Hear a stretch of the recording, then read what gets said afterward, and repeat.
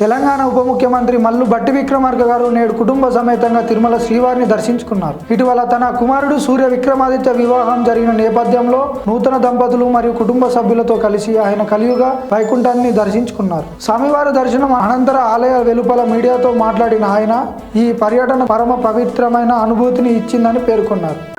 పరమ పవిత్రమైనటువంటి శ్రీ తిరుమల తిరుపతి వెంకటేశ్వర స్వామి వారి దర్శనార్థమై నేను కుటుంబ సభ్యులతో ఇక్కడ రావటం జరిగింది.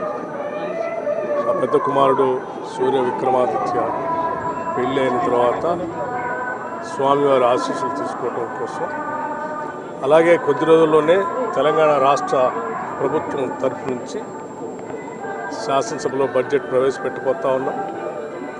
బడ్జెట్కి సంబంధించి కానీ తెలంగాణ రాష్ట్రానికి సంబంధించినంత వరకు